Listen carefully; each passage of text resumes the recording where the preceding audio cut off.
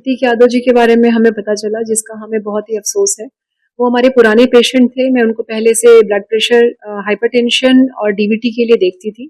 अभी कुछ दिन पहले उनका यहाँ पे एडमिशन हुआ था, जिसमें उनको पल्मोनरी एम्बोलिज़्म हो गया था।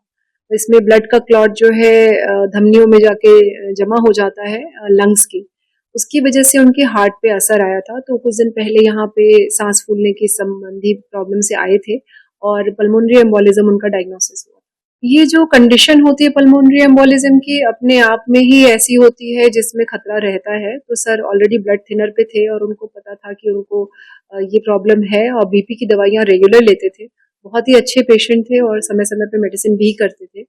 लेकिन अभी क्या हुआ, अब इसके बारे में तो नहीं कह सकते, लेकिन डिफ़िकल्ट था उस समय ये बात समझ पाना। प्रतीक यादव जी के बारे में हमें पता चला, जिसका हमें बहुत ही अफ़सोस है। वो हमारे पुराने पेशेंट थे, मैं उनको पहले से ब्लड प्रेशर, हाइपरटेंशन और डीवीटी के लिए देखती थी। अभी कुछ दिन पहले उनका यहाँ पे एडमिशन हुआ था, जिसमें उनको पल्मोनरी एम्बोलिज़्म हो गया था। तो इसमें ब्लड का क्लॉट जो है धमनियों में जाके जमा हो जाता है लंग्स की। उसकी वजह से उनके हार्ट पे असर आया था, तो कुछ दिन पहले यहाँ पे साँस फूलने की संबंधी प्रॉब्लम से आए थे और पल्मोनरी एम्बोलिज़्म उनका डायग्नोसिस हुआ। ये जो कंडीशन होती है पल्मोनरी एम्बोलिज्म की, अपने आप में ही ऐसी होती है जिसमें खतरा रहता है। तो सर ऑलरेडी ब्लड थिनर पे थे और उनको पता था कि उनको ये प्रॉब्लम है और बीपी की दवाइयाँ रेगुलर लेते थे। बहुत ही अच्छे पेशेंट थे और समय-समय पे मेडिसिन भी करते थे। लेकिन अभी क्या हुआ, अब इसके बारे में तो नहीं कह सकते, लेकिन डिफ़िकल्ट था उस समय ये बात समझ पाना। प्रतीक यादव जी के बारे में हमें पता चला, जिसका हमें बहुत ही अफ़सोस है। वो हमारे पुराने पेशेंट थे, मैं उनको पहले से ब्लड प्रेशर, हाइपरटेंशन और डीवीटी के लिए देखती थी।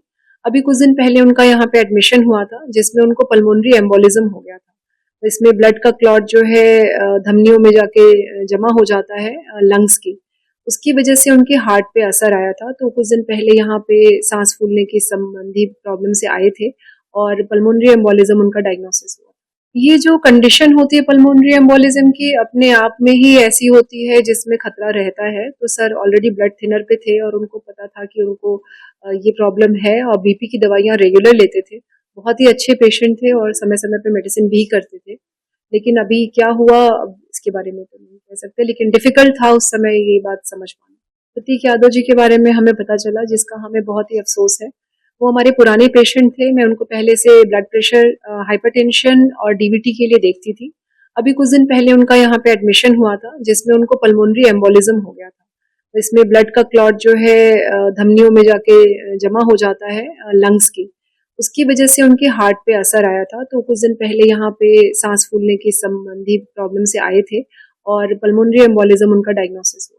ये जो कंडीशन होती है पल्मोनरी एम्बोलिज्म की, अपने आप में ही ऐसी होती है जिसमें खतरा रहता है। तो सर ऑलरेडी ब्लड थिनर पे थे और उनको पता था कि उनको ये प्रॉब्लम है और बीपी की दवाइयाँ रेगुलर लेते थे। बहुत ही अच्छे पेशेंट थे और समय-समय पे मेडिसिन भी करते थे। लेकिन अभी क्या हुआ, अब इसके बारे में तो नहीं कह सकते, लेकिन डिफ़िकल्ट था उस समय ये बात समझ पाना।